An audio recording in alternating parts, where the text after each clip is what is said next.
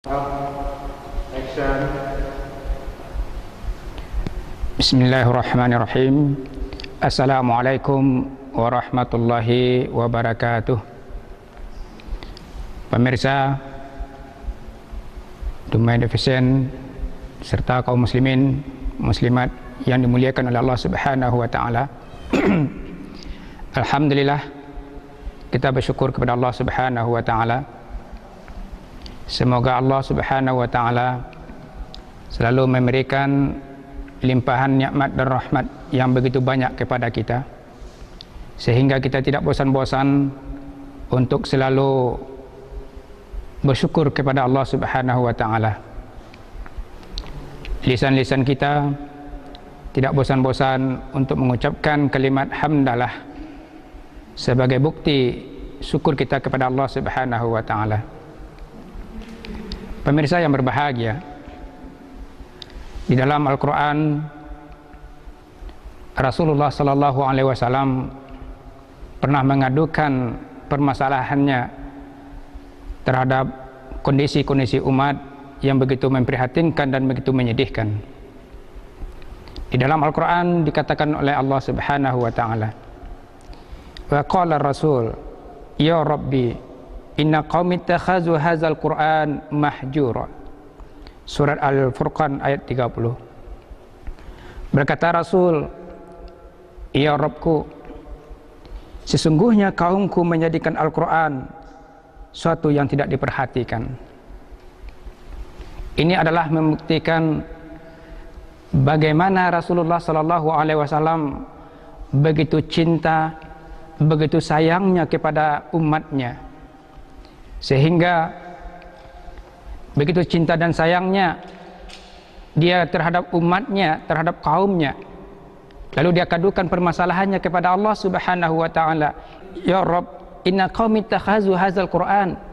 Ya Rabbi, sesungguhnya kaumku mereka adalah orang-orang yang sudah menjadikan Al-Quran mahjura.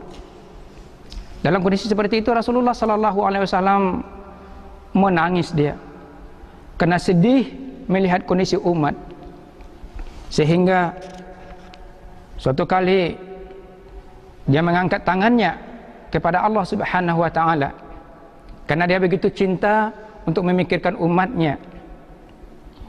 Ya Rabb, ummati, dan beliau menangis.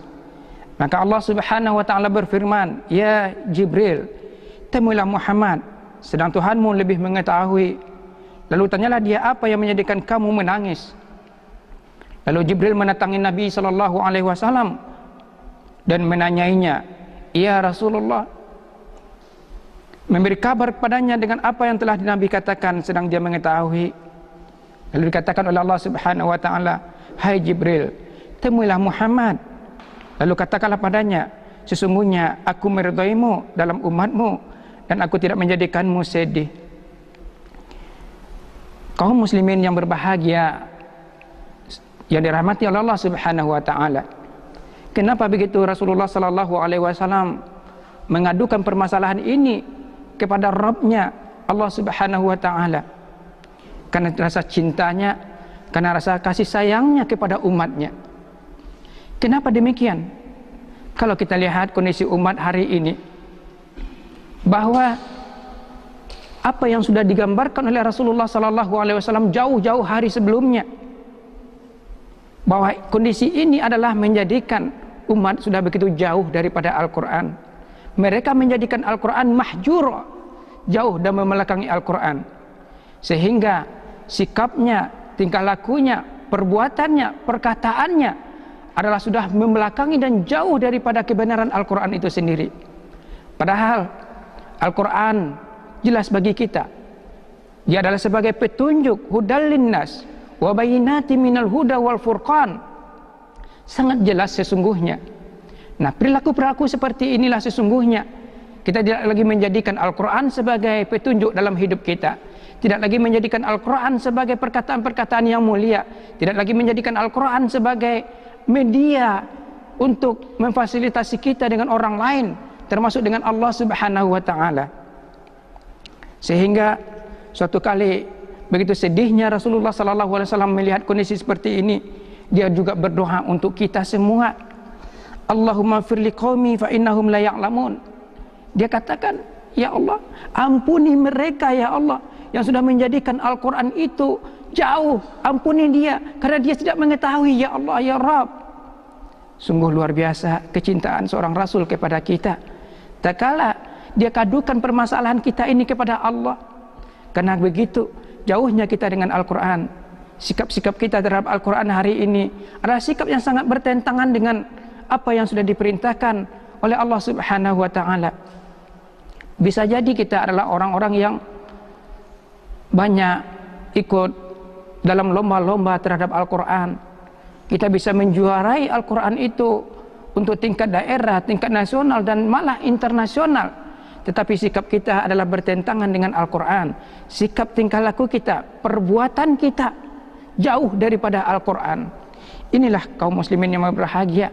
Ada beberapa sikap sesungguhnya yang menjadikan kita adalah orang-orang yang jauh daripada Al-Quran. Yang pertama adalah berpaling dari mendengarkan dan mengimani Al-Quran. Subhanallah. Mendengarkan Al-Quran saja kita sudah nggak mau, apalagi untuk membacanya. Nggak yakin dia dengan Al-Quran ini, sehingga tak kala dia memutuskan suatu perkara tidak lagi berdasarkan kepada Al-Quran, mereka lebih cenderung menghukumkan sesuatu, memegang hukum adalah hukum-hukum jahiliyah. Afa hukmul jahilatul, ya, mereka itu mengambil hukum adalah hukum-hukum jahiliyatul ula, yaitu hukum-hukum orang-orang jahiliyah, karena mereka tidak yakin dengan Al-Quran. Kemudian mereka adalah berpaling dari mengamalkan Al-Quran walaupun membaca dan mengimaninya. Mereka berpaling mengamalkan Al-Quran, tidak lagi mempunyai sikap terhadap Al-Quran.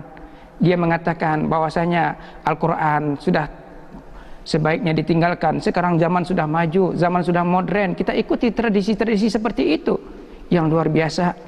Yang ketiga adalah berpaling dari menegakkan dan menggunakan hukumnya, kemudian berpaling daripada mengkaji dan memahaminya. Padahal kita disuruh oleh Allah Subhanahu wa Ta'ala untuk membaca Al-Quran, tilawatil Quran, fahmul Quran, amalul Quran, tadabul Quran. Ini yang diperintahkan oleh Allah Subhanahu wa Ta'ala agar Al-Quran itu menjadi hudal linnas. Pemirsa yang berbahagia, itu beberapa sikap-sikap yang ditunjukkan umat hari ini. Sehingga kalau kita melihat kondisi-kondisi real di tengah-tengah umat dan masyarakat kita hari ini, boleh kita lakukan survei di beberapa sekolah yang ada di kota kita ini. Berapa sih anak yang mampu membaca Al-Quran? Membaca saja berapa kemampuan mereka? Anak SMA, berapa dia bisa membaca Al-Quran yang baik? Belum lagi memahami, mentadaburi, membaca saja. Sungguh sedih kondisi hari ini. Oleh karenanya, tak kala kita jauh daripada Al-Quran dan membelakangi Al-Quran, maka sesungguhnya Allah Subhanahu wa Ta'ala mulai memberikan ancaman-ancaman kepada kita. Mulai Allah Subhanahu wa Ta'ala memberikan siksaan-siksaan kepada kita. Mulai Allah berikan ujian-ujian yang begitu banyak kepada kita. Kita lurut permasalahan yang ada di bangsa kita hari ini. Musibah yang diberikan kepada kita, persoalan-persoalan politik yang kacau balau, ekonomi semakin hari semakin menurun, perkelahian terjadi di mana-mana. Ini lantaran kita adalah orang-orang yang jauh daripada Al-Quran. Padahal Allah Subhanahu wa Ta'ala mengatakan kepada kita, engkau itu adalah generasi Rabbani sesungguhnya. Yang bagaimana? Walakin kunu Rabbaniyin, innama kuntum tu'allimunal kitab wa bima kuntum tadrusun. Engkau generasi Rabbani, kata Allah. Untuk itu pelajari Alkitab, setelah itu engkau berikan kepada orang lain Alkitab itu. Sehingga tak kala kita memiliki kondisi-kondisi seperti ini dengan Al-Quran, Allah turunkan berkah dan rahmatnya, Allah turunkan kecintaannya kepada kita. Semoga kota Dumai adalah kota yang hidup dengan Al-Quran. Dengan adanya hari ini keinginan-keinginan pemerintah, dan kita perlu mendukung ini. Di sekolah-sekolah sudah dibikin oleh wali kota, yaitu wajib membaca Al-Quran. Semoga dengan adanya peraturan pemerintah yang mendukung terhadap Al-Quran ini, maka generasi kita, anak-anak kita, para pejabat kita dan orang-orang yang ada di kota Dumai ini adalah orang-orang yang hidup dengan Al-Quran dan menghidupkan Al-Quran, maka sesungguhnya Allah turunkan berkah dan rahmatnya kepada kita. Jadilah kota Dumai ini kota yang bisa aman, nyaman, tentram, dan bisa diteladani. Semoga kita semua adalah orang-orang yang hidup dengan Al-Quran dan menjauhi membelakangi Al-Quran. Mungkin itu saja yang dapat kita sampaikan pada kesempatan saat ini. Berbanyak maaf dengan segala kekurangan dan kelemahan. Billahi taufiq wal hidayah. Assalamualaikum warahmatullahi wabarakatuh.